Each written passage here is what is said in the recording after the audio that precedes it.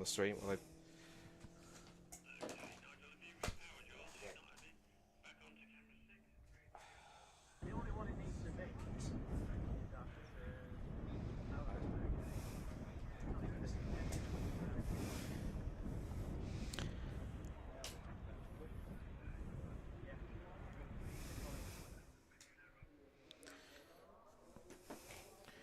Well, welcome back to the stream again. Forgive us for the other technical problems that we're still having on and off with the live stream content. But the Fixed Wheel Production Cup race has just got underway. First race of the third meeting of the season, but the first race has been live streamed. And we currently have at the moment out front Rich Hockley and Jazz Sapra, who were the two contenders which were at the front of the field. They are now having a great scrap at the front, and Jazz Sapra in the BMW, who was racing yesterday in his F80 model BMW, has now got himself to the front of the field. But Rich Hockley in the Honda Civic's got plenty of straight line speed, and the two of them having a great back and forth battle here. Third place at the moment in this race is currently the Paul Hoggins Audi TT. And then it's Rich, and then we've got a bit of a change around between possibly Richardson, Barsby, and Taylor, because Richardson's now got ahead in the Audi TT of Oliver Barsby. Then we have Ben Taylor in the Mazda MX5 Mark IV. Good to have that car out once again. And they're all behind Robert Buckland and his number 75 Renault Clio 182. A little further back, there's the little Golf Mark II. And then we see further back as one of the cars I was about to mention is off the road. But we now have a battle going on in the brand new Silver Lake DS3 Cup, and at the moment coming across the line in the lead of the category is now Ralph Budd. He's now under pressure from the man himself of Silver Lake Racing, which is Alan Preble in the Silver Lake liveried car, also title sponsors of the series. Just third place in category now appears to be Theo Longman after he went wide at the hairpin, and the rest of the three cars you've got a scrap here going on between the number 5 of Paul Wignall, who was one of the winners yesterday in the MG Cockshoot Cup. We had 4 of their cars, the Wigspeed cars, in the field as well. So as we continue on in this race, see that Matt McCarthy's car is in the pit lane with an issue. Yeah, it looks like they're just having a discussion with the driver at the moment in the Team Evil Racing Fiesta ST 150. Very menacing dark grey paintwork on that car. Has the hazard lights on, so problems for that car, unfortunately, by the looks of it. As the battle continues on in this 3-car scrap that's going on for... It's currently 5th position, currently held, I think, by Ben Taylor, who's got in front, and Richardson. So they've both passed the Honda at this point. There is 141, which is the man behind Fixer Wheel, Jared Coulson. He's in Class D, leads that in 10th position overall. He's chasing after Dale Edwards in the Peugeot 206 GTI. Here's 18, which is a 16, which is Theo Longman. And Theo continuing in the lead, whilst he has got in second place behind him Ralph Budd, but there's got Andrew Walsh's MGZR between them. Then you've got Theo Longman in 3rd. It's Dave Tyson in 4th, Stefan Oates in P5, and then it's Jake Brook rounding out the 6 DS3 Cup cars that we have. This is a brand new series that's been coming to play for Brscc this year within Production Cup, which is a new series in itself. It's pretty much a sprint version of Club Sport Trophy in a way, where you've got very similar class structure. 6 classes rather than 5, and of course if you technically can also count the DS3 Cup car as a class, as Matt McCarthy leaves, and sadly a rather fed up Eliza Seville gets out of the car and has a look to survey what might be the problem. There was a little bit of smoke coming from the left rear wheel arch on that car, and that could... there's smoke coming from the... With a mix with, I think Oliver Barsby has got back past the S's. We've got, that's Gerard Merriman, I think, in car 51, who's a little further back down the order. As they come down towards the right-handed Redgate. Colin Dunn looks like he has cleared both Ben Taylor and the 50 of Richardson. They're now pushing their way up the hill towards Coppice. Car of Dave Tyson being followed by Stefan Oates as they make their way down the hill towards the Craner Curves. They're going through, I think that was Luke Souch in car 291. And Luke himself actually is running in 3rd in Class E at the moment, 12th overall. So good effort from Luke in the Mazda.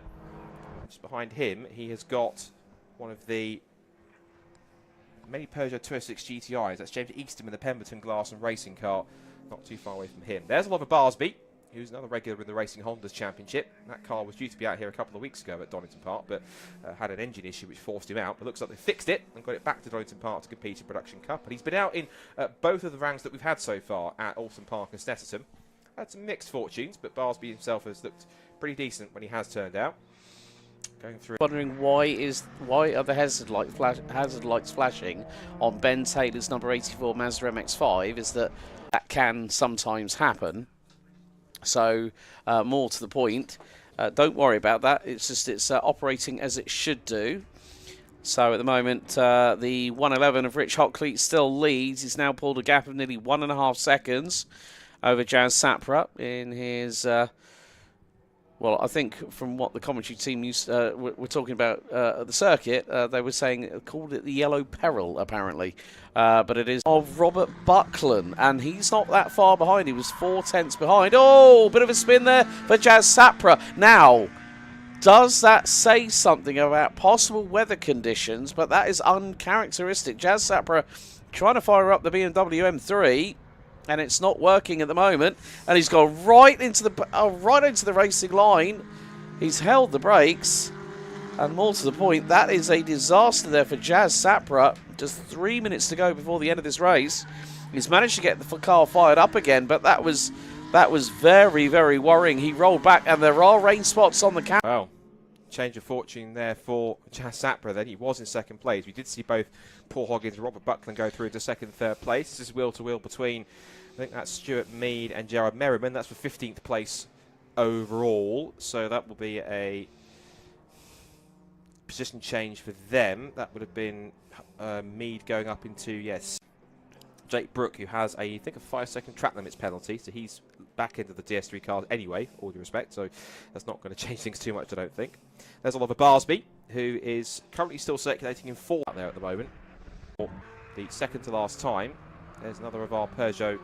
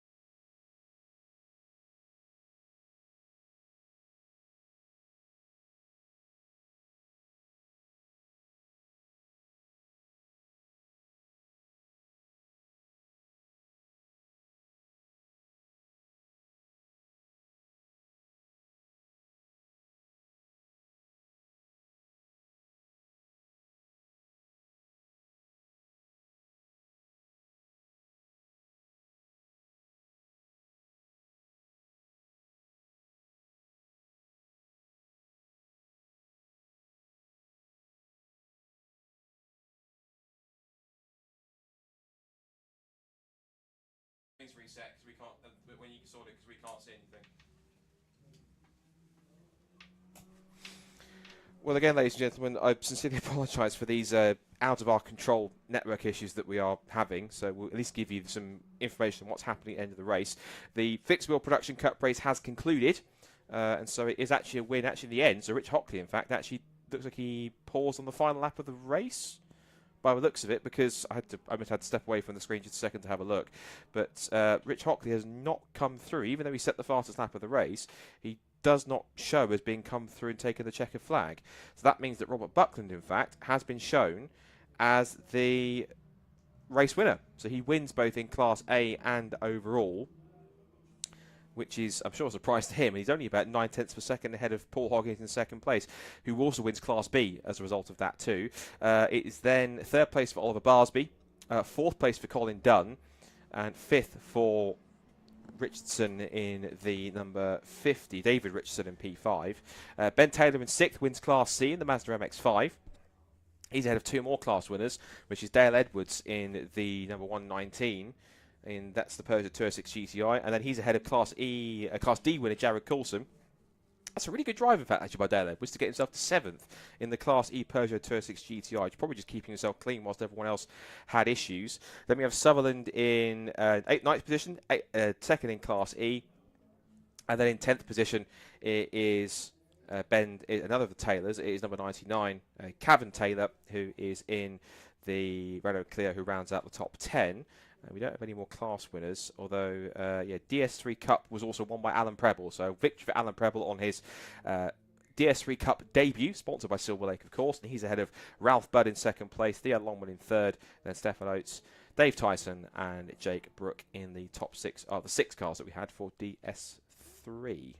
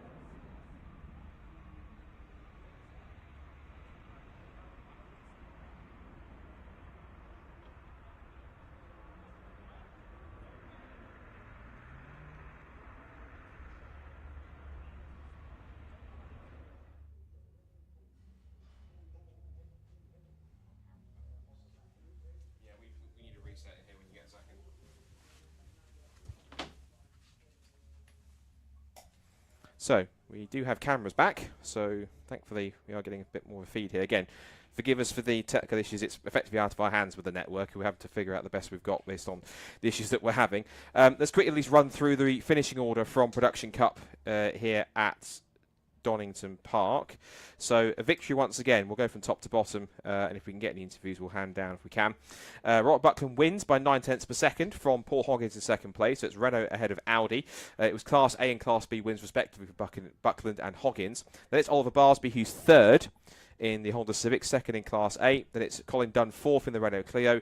David Richardson in the Audi TT run by Garage 23 is fifth overall. The Class C win goes to Ben Taylor in 6th overall with the Mazda MX5 number 84. It's Dale Edwards in number 119, who's Class E winner in the Peugeot 206 GTI. Jared Coulson, who wins Class D, the man behind Fixer Wheel, in the Renault Clio in 8th place. 9th is the number 18 BMW Compact of Richard Sutherland. And then rounding out the top 10 is the Cavan Taylor number 99 Class D Renault Clio. 11th actually goes to Luke Savage. Good effort from him to get himself up into P11, just a fraction outside the top 10. How far away was he from Taylor? Only 2.4 seconds, so fair play to him for getting himself that high up the order. 12th goes to number 777, that's James Eastham in the Peugeot 206 GTI. Then we have 13th for, we did have 13th downwards, but the timing screen's now been completely wiped, so I don't have the result there. So we're now actually going straight in shortly to our next race, which which is the Clapham North Mazda MX5 Super Cup Championship. But well done to all of our Fixed Wheel Production Cup and class winners, as well as the winner of the Silver Lake DS3 Cup, which is the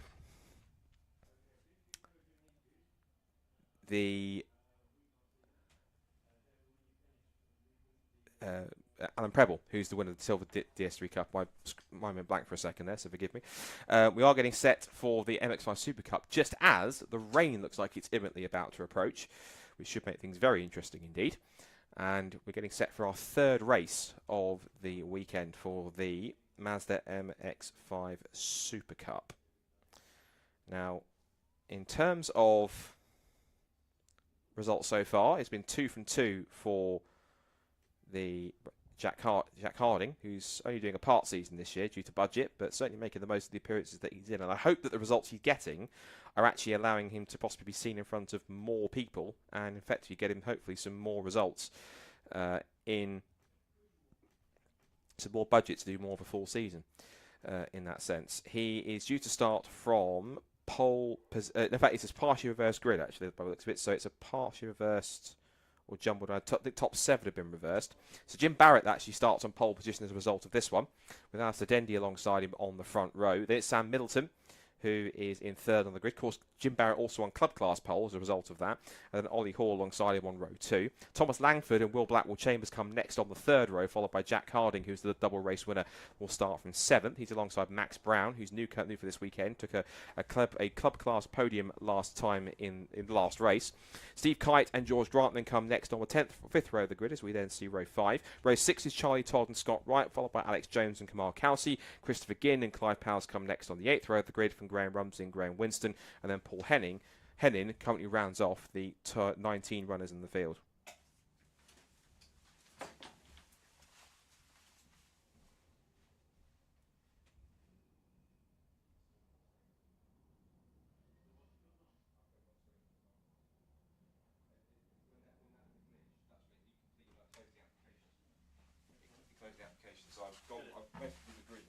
Yeah. What if she's right? We're going to put the grid up. Okay, well that's skilled, isn't it? I can just keep talking about what she's keep talking, mate. So, 3rd race getting sorted very shortly. The cars are making their way, I can hear, out onto the GP loop, out of the assembly area, and round to the grid. So this is a partially reversed grid. Top 7 have been reversed. And for Jim Barrett, it should be quite a moment for him, starting from pole position to see what he can do from the front row. He has got Alistair Dendy in front, who I'm sure will want to make hay while the sun shines. If he can get a good start to take the lead early on. Ollie Hall, of course, is in the mix, and never also count out Sam Middleton either, because yes, he's a club class driver, but he's been showing pace that pretty much matches and mimics that of the fastest pro class drivers, or some of the fastest pro class drivers, to be up the front. So I'm pretty certain if he does go on to win the club class this season, and by the results he's getting so far in the first few outings, he certainly should do that. He will be on course, I think, to possibly even be promote himself up into the pro class as a result. I've been intrigued to see how the next 2 rows behind him get on, because you've then got Thomas Langford and Will Blackwell Chambers, who have been pretty much perennial rivals since the start of the season. And Thomas Langford, I was remarking yesterday about how quickly he's been able to get himself at the front of the field in an MX5 Super Cup car, and on pace with someone who's got a couple of years worth of experience in these cars, like Will Blackwell Chambers, who of course was 2022 Pro Class champion in his 2nd season in the cars, as far as I'm aware, as far as I remember. And for Langford to get on pace, particularly with AB Motorsport underneath him, the same team that powered him to the Mark 1 MX5 Championship title last year, is certainly impressive. He was in a little bit of no man's land in the second half of the race, after having to battle his way into 3rd in race 2. But by the time he got there, both Blackwell Chambers and Harding had already cleared off by several seconds, and so he tried his best but managed to get himself into a podium spot, and that was certainly helping for points. The crucial result for me was Blackwell Chambers finishing ahead of both Alistair Dendy and Ollie Hall, because he's taken a lot of points out of them in the first couple of races, and that's certainly helping him claw his way back up the order. He has won more races than anyone else in the season, 6, but from the first 3 events, but he had a DNF at Brands Hatch, which is the reason why he's a little further back than he would like to be in the points. 3rd at the moment, but sort of all the points he's scoring is certainly helping to getting further up the order where he can. In terms of the rest of the club class, I can look down as well. Jim Barrett, of course, on pole position for that. Max Brown, who has now had a couple of podiums in the class for his first weekend, certainly enjoying himself at MX5 Super Cup land. Running with Hills Motorsport, the team, of course, run by not just Aidan Hills, double Pro Class champion, defending Pro Class champion, but not racing this weekend, and his father, Darren. That team is quickly establishing itself as a very fine outfit altogether, and certainly firmly ensconced in Mazda MX5 competition, both in the Mark 3s and also in the Mark 1s too as well. So other cars to watch for as well. Charlie Todd, who's been pretty did or didn't have at that stage. So also looking back as well, Graham Rumsey, who's making his first appearance in the MX5 Super Cup. He's a regular in Mark 1s, but he's always wanted to try and move into Mark 3s, and so he's giving it a go for the first time this weekend. And certainly seeming to enjoying himself. I think he's just right at the back of the shot with the white MX5 with the black bonnet, just to the left at the back of the shot on the second to last row of the grid. He's alongside Graham Winston. Graham Winston's car, for a bit of fun fact, that's the same MX5 Mark III Super Cup car that Nick Grindrod used to race. It's practically kept it in the same livery, and even the same number, just changed a couple of sponsors on there to make it look more appropriate for him. I think there might be a tiny bit of recovery, I'm guessing, yes, from one or two of the cars from the prior Fixed Wheel Production Cup race. Again, forgive us for any technical issues on that side. Again, it's the network issues we've had is completely out of ours as a club and our production company's reach. It's down to the network they're receiving from the circuit, and so ultimately they're battling the best they can to make sure we can give you as much of the broadcast trouble-free as we can on that side. So 30-second board goes up. And we are set then, hopefully, for 20 more minutes of thrilling action in the Clapham North Mazda MX5 Super Cup, their final race of the weekend, is to get the green flag lap to head off for one more reconnaissance lap before the race gets underway. So for Jim Barrett, this is a pretty big moment because he's now going to try and get his... I think this is the first time he's ever started on pole position in the Super Cup. I don't remember him doing so before, not even in a partially reversed grid. But for Jim, he's got quite a task here to try and hold off some very hungry drivers behind him, the likes of Alistair Dendy, the dominant club class leader that he's still trying to chase. And if we can try and hold him up for a lap or two, that will certainly be a benefit to him to frustrate him and maybe get him into the clutches of Max Brown or maybe Steve Kite or Charlie Todd, who might possibly try to steal some points from him as the weekend goes on, as the race goes on. The key thing in the Pro Class is how Alistair Dendy gets away and holds on. Ollie Hall might have quite a clear shot to run down the outside into Redgate Corner, given that he's starting on the slightly offset second row, the kind of offset rows 2 by 2, means that he's got a possible gap to try and move past on the driver's left down towards Redgate Corner. That'll put him on the outside for Redgate, but if you can squeeze past on the outside and make a move, and you can do it because we have seen MX5s do it across the weekend, and certainly it'll benefit him all the better. Also as well, Thomas Langford and Blackwell Chambers, that drag race off the third row, and of course Jack Harding, double race winner, he definitely will not stay there in 7th unless he has a problem or gets frustrated and boxed in off the line. Max Brown alongside him could make things difficult also. And I've noticed that a few cars also started to put their wipers on as well, so there are some very ominous black clouds overhead, dark clouds which are forming, and there was even talk at the end of the thrilling Kent Models Mazda MX5 race 2 that we had earlier on, that there's possibly going to be some rain for them that might affect their race, and right on the time I could see a few spots coming onto the camera at Coppice, so I think we are going to get some rain. Now we did have a wet-dry race, a rain-affected race at Brands Hatch, which caught a lot of drivers out when it had a sudden downpour, and of course everyone's practically running on a slick tyre, and I think there is a wet tyre for the MX5 Super Cup. But a lot of people have gone out onto the circuit basically on dry setups unless anyone was anticipating the rain. If they were, then it might well be something that either works for them or works against them, but we'll have to keep an eye on how the rest of this race develops. So out of the Melbourne loop they go.